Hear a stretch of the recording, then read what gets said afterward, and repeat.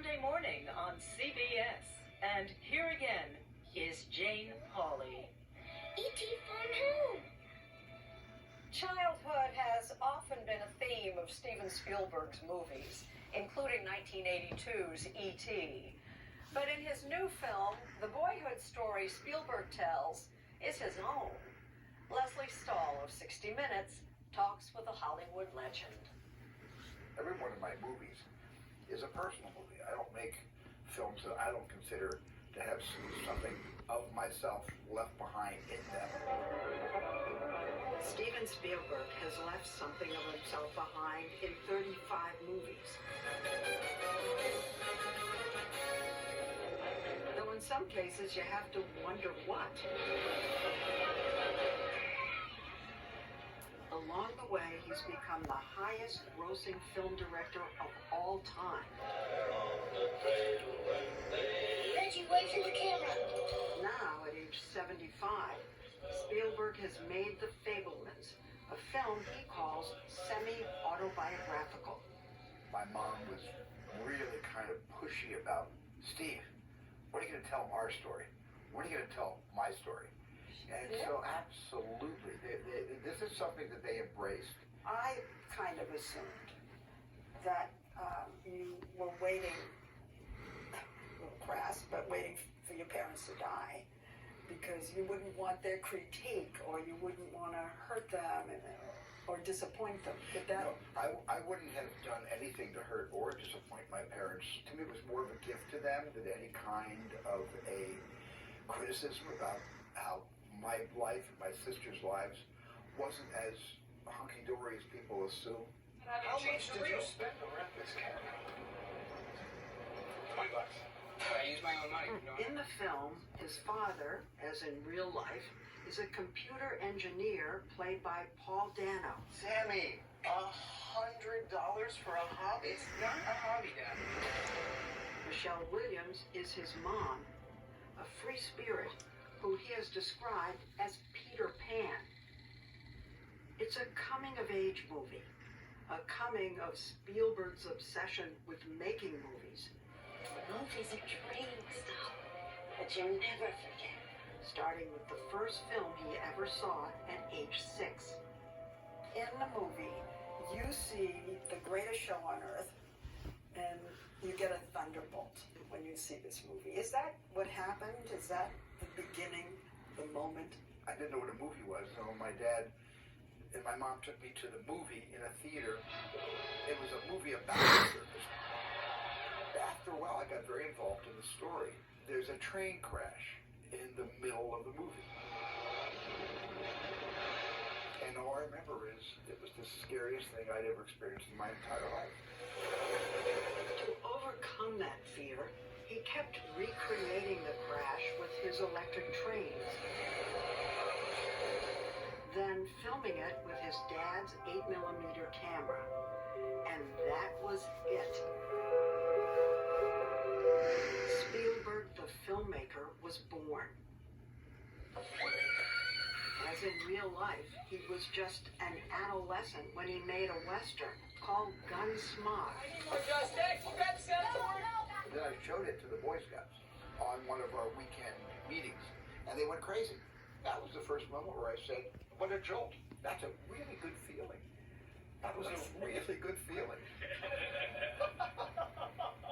Is it true that when you did reshoot some of the movies you made when you were a kid, Yeah.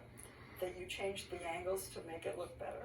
I really tried, Leslie, my best to make the 8mm movies I was recreating look as amateurish as the films I made as a 12, 13, 14, 15-year-old. But if I found a good angle, I had to get down to the ground and get a low angle that I wouldn't have done as a kid. I couldn't help myself. Oh my goodness, I love it. Well, you realize that in my business, that's a no-no. We could not do that. Luckily, in my business, we get to suspend disbelief. And left hand, slowly. Left. Tony Kushner, who wrote this movie, said that he thought this was therapeutic for you. Well, it was cathartic for me, certainly. I never took it for granted.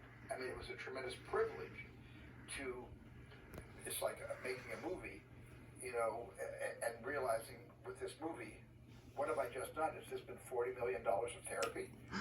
Whoever spends $40 million of therapy. His mother is the heart of the story, as she was in real life. My mom always wanted more. She was the more mom. Enough wasn't enough for mom, you know. Is that good or bad That's for a good. kid? That's a wonderful thing for a kid because she inspired me to be, in a way, ambitious and greedy about more and more and more. No guilt?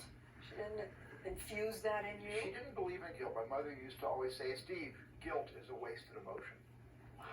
How lucky are you to be not infused with the idea of guilt and to be Jewish at the same time? Wow, now that's unique. Well, my mom liked breaking stereotypes. We're never not going to know each other, Sammy. I don't know if you give your father the credit he deserves, at least in your career. Well, you know, saying my dad was very practical. He wanted me in school to major in English, so if I didn't become a filmmaker, I would become a teacher. Being a movie director is just something that, what, 1 in a million people get to be a movie director? He was simply trying to protect me. His parents split up when Steven was 19. Left out of the movie was all the real-life drama when he blamed his dad for the divorce and barely talked to him for 15 years, which I asked his parents about in 2012 for 60 Minutes. I'm going to show you a clip from our 60 Minutes piece. She fell in love with another guy. Yes, with one of his friends. You fell in love with one of his friends. Did Steven know that? No, he didn't know that right away. He thought I divorced her.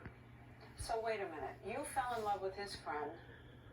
You left him, but Steven blamed you, thought you had left her, and you didn't tell him? That's right, not for years. Why? I don't know. I think I was just protecting her because I was in love with her. Even though she left you, you were still in love with her? Yeah, still do.